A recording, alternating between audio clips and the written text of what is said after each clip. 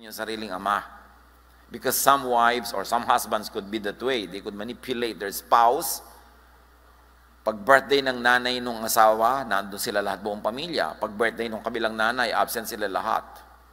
It is so easy for one of the spouses to invent a reason not to go to the other side tuwing may event. Kaya makiramdam kayo kung ganyan nangyayari. Especially men, kasi mga men usually manhid dito eh. Hindi nila nararamdaman, oo nga pala, nakakatatlong birthday ng nanay ko, hindi kami nagpupunta. Pero karabahing ng biyenan ko, nandun kami. Kasi niyayaya ng babae. Napapansin nyo ba, ang close nyo ng mga pinsan sa mother side? Konti yung sa father side. Kasi yung mga nanay-nanay, lagi nagkikita-kita yon, yung mga anak-anak nila magpipinsan, nagiging close together. Kaya mga tatay, dapat dinadala nyo rin ang inyong mga anak sa side nyo. Hindi nyo ipinapaubaya lahat sa nanay yung parenting. Kasi both sides ang pinanggalingan ng inyong anak, hindi lang one side. It is important to have balance in this kind of situation. Si Naomi, may dalawang anak na lalaki. Nagtira sila abroad dahil nagkaroon ng famine. Doon na sila tumanda. Namatay ang dalawang anak niyang lalaki, ang natira dalawang manugang na babae. At nung uuwi na si Naomi sa sariling bayan, dahil wala na siyang asawa, foreigner siya doon sa land na yun, sumama sa kanya yung dalawa niyang manugang. Makikita mong mabait na biyanan nito, dahil yung mga manugang sasamahan pa yung biyanan. Pero pinauwi niya yung dalawa. Umuwi kayo sa inyong mga bayan, mag-asawa uli kayo, bata pa kayo, have a future. Pero hindi pumayag si Ruth. Sumama siya kay Naomi.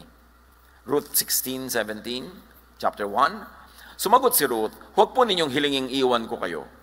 Hayaan po ninyo akong sumama sa inyo. Saan man kayo pumunta, doon ako pupunta. Kung saan man kayo tumira, doon po ako titira. Ang inyong bayan ang aking magiging bayan, ang inyong Diyos ang magiging aking Diyos. Kung saan kayo mamatay, doon ako mamamatay, at doon din ako malilibing.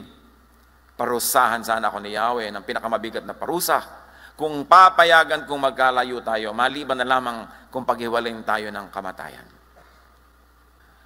Isa lang ang ibig sabihin nito kung ba't ganun si Ruth. Bukod sa mabait siya talaga, ibig sabihin napakabuti ng kanyang biyanan na hindi niya iiwan.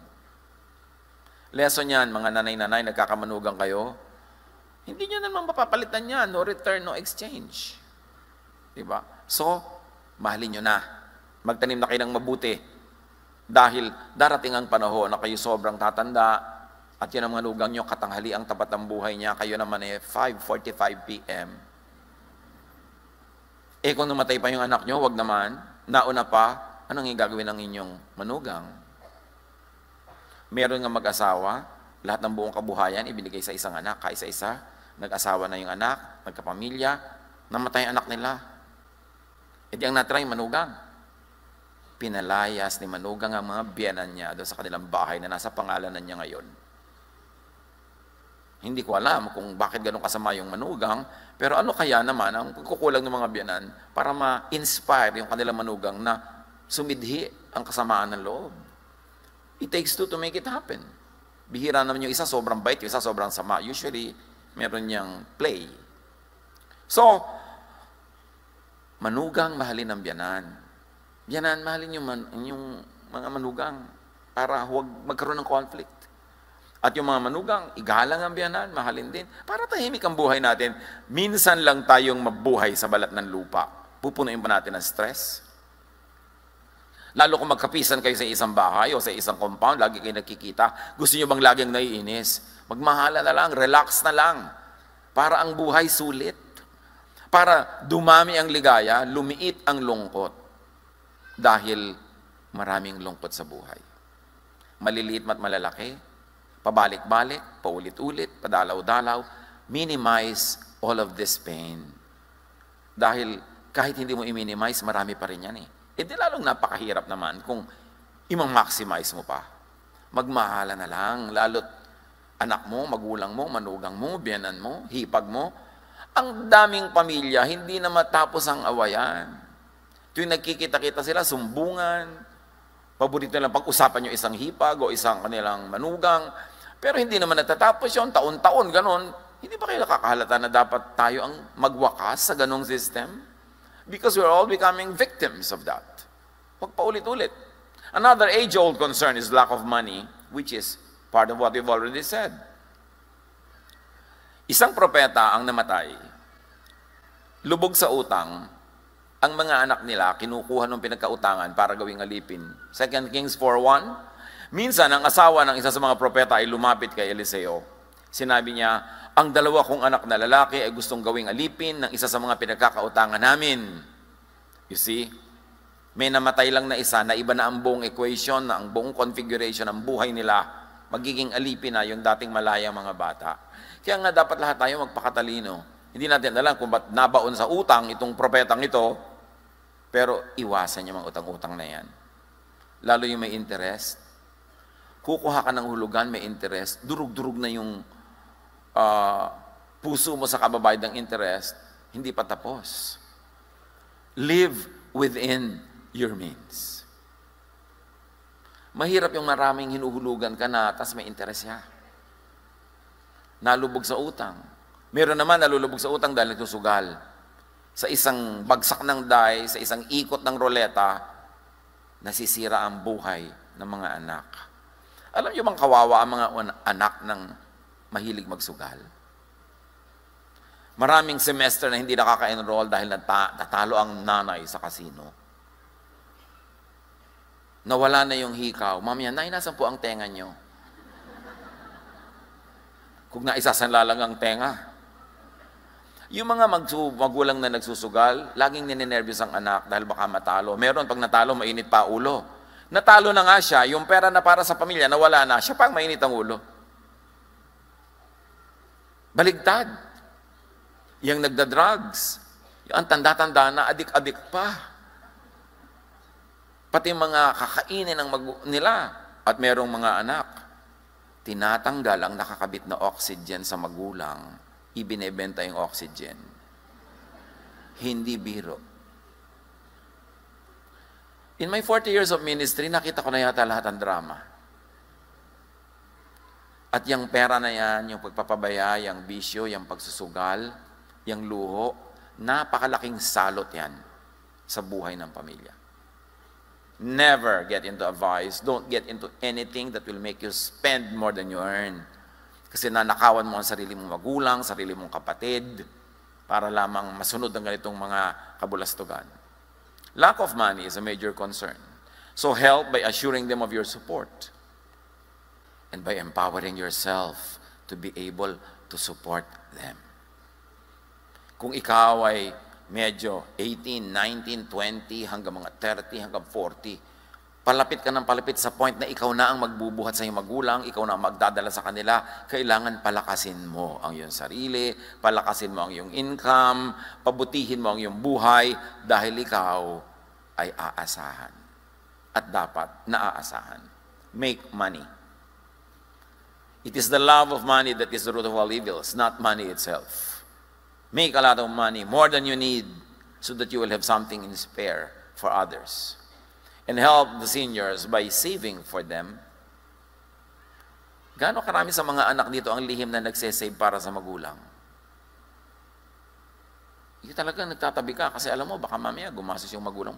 May mga anak pa nga na yung mga magulang may bisyo, yung konti-konting madyong, konti-konting ganyan, ipinagtatabi talaga ng anak.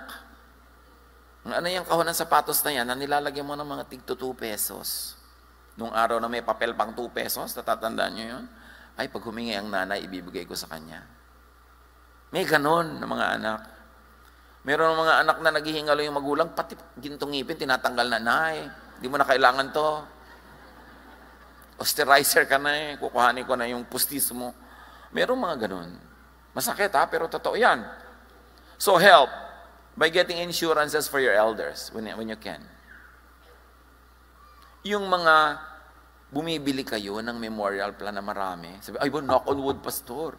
Sabi ko, alam mo, kahit mapudpud ang kananak mo dyan, mapudpud na daliri mo, the people around us will pass away. Tapos lungkot na lungkot ka na, wala kang kabaong, pupunta ka sa supermarket, maghahanap ka ng malaking Tupperware. Ita-Tupperware mo ang nanay mo. Dahil wala ka malang naihanda. Pagkatapos, ipinataw mo na lang sa isang nicho doon sa ibabaw at iniwan mo na doon, kaya patong-patong, kasi wala kang preparation malang. Alam mo naman na ang tao mamamatay eh. Hindi ba talaga pwede paghandaan yan kahit paano? Tapos yung mga hindi makapaghanda sa ganun, Laging may handa tuwing birthday. Laging may handa pag may anniversary. Laging may handaan, may kainan, pero pag namatay, ni walang pang-ataol. Pag nagkasakit, ni walang pambili ng anumang gamot. 1 Timothy 5:4, subalit ko ang isang byuda ay may anak o apo. Sila ang unang dapat kumalinga sa kanya bilang pagtanaw ng utang na loob, sapagkat ito ang nakalulugod sa Diyos. So yung nanay mo, yung lola mo, lolo mo, pananagutan nating lahat yan. Turuan ng mga bata, maaga pa lang. Pagpupunta kayo sa mga lamay at libing, kasama sila para makita nila mga kamag-anak, sino ba, ano ba mga pananagutan ng isang matinong tao. Hindi yung paglagpasyal sasama, pero pagpupunta sa mga kamag-anak, dadalaw sa mga sakit, ayaw sumama ng mga bata. Dapat sila kalad ka rin. Isama sila. This is life. And you're going through this, and you'll get into this sooner or later. You might as well know how to live life correctly as a human being. Bilang isang responsable at kagalang-galang at gumagalang na tao. Aloneness and loneliness is another concern. Isang sign na nagkakaedad ka na, mas dumadalas ang punta mo sa lamay at libing kaysa sa party. Kasi nagkakandalaglagan na lahat yung mga tao sa paligid mo, nagtutumbahan na dumadami. And of course, it causes a lot of emptiness. It creates so much empty space. Kaya kayong mga anak, mga apo, mga manugang, dapat lagi nyo sinasamahan ng mga matanda. Lalo yung may namatay silang kapatid, may namatay silang pinsan, may namatay silang mga kababata. Pagkalibing, huwag kayong umalis ng bahay, samahan nyo sila. Dahil siyempre, nagdadrama yun. Hindi naman laging aaminin na, anak, huwag kang umalis, nalulungkot ako. Pero dapat ikaw na lang, anak, ang makiramdam. Alam mong may libing, merong immune namatay, tapos layas ka ng layas, pasyal ka ng pasyal. Hindi mo ipasyal yung magulang mo na maaaring nagdaramdam, nangungulila. Kaya sabi sa Psalm 71:9, don't throw me aside when I am old. Don't desert me when my strength is gone. A real fear, a real concern of people who grow old. 1 Kings 1:1-4, matandang-matanda na noon si Haring David. Kahit kumutan ng makapal, giniginaw pa rin siya. Kaya't sinabi ng kanyang mga lingkod, kung ipahihintulot po ninyo kamahalan, ihahanap namin kayo ng isang dalaga na dito titira at mag-aalaga sa inyo. Matutulog siya sa tabi niyo upang bigyan kayo ng init. At naghanap nga sila sa buong Israel ng isang magandang dalaga, natagpuan nila si Abisag. Siya'y kanilang dinala sa hari. Tumira siya sa piling ng hari at inalagaan ito. Ngayon, bago kayo mag-ambisyon, mga Ginoo, hari ba kayo? Kung hindi, yung mga anak nyo, mga pamangkin ninyo, at yung asawa nyo kung buhay pa. Pero ang point dito, mga kapatid, ginawa nila ng paraan na yung hari ay mabigyan ng ginhawa. Help by assuring them and providing them with your presence, your companionship. And if you could not be there because of work, because of whatever reason, make sure that somebody is there. Kaya magandang ambisyon ng mga anak, kumita ng malaki para kung hindi nyo mabantayan na magulang nyo kung may sakit, makapagbayad kayo ng caregiver. Pero huwag lang iasa sa caregiver, iba yung personal attention ng anak. Pero at least kung wala ka, meron man lang nag-aalaga. Ruth 4:13-15, di ba si Ruth sumama kay Naomi sa sariling bayan ni Naomi? Doon siya nakatisod ng isang matanda, mayaman at mabait. Kala niya madaling mamatay. Mabait. Napangasawa nga ni Boaz si Ruth at inuwi sa kanyang tahanan. Pinagpala ni Yahweh si Ruth. Kaya ito'y nagdalang tao at nanganak ng isang lalaki. Sinabi ng kababaihan kay Naomi, purihin si Yahweh. Binigyan ka niya na sa araw na ito ng isang apo, nakakalinga sa iyo. Kita niyo ang pagtingin ng mga tao ng araw sa apo, kakalinga sa lola. Hindi makulit. Hindi apo na huhututan yung lola kahihingi. Wow, may apo ka na. Maging tanyag nawa sa Israel ang bata. Yun ang gusto na matatanda sa bata, maging tanyag, maging famous, hindi infamous, hindi notorious, para maging blessing sa lola. Maghatid dawa siya ng kaaliwan sa puso mo at mag-alaga sa iyong pagtanda. Yan ang age-old role ng mga apo.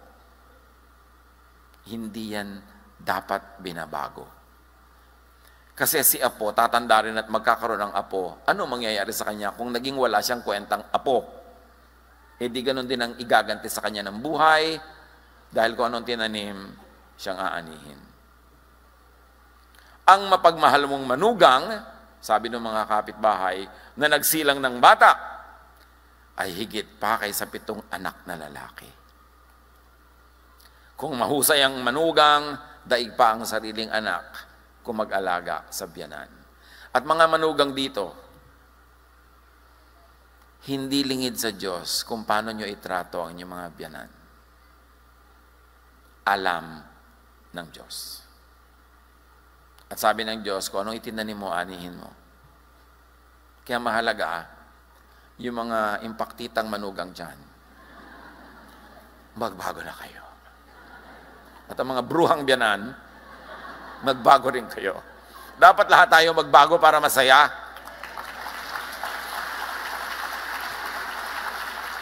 Tama na yung mga warfare, mga turf wars. Yung anak mo, yung asawa niya, hindi kayo pare-pareho ng role, so hindi kayo magkakompetensya ng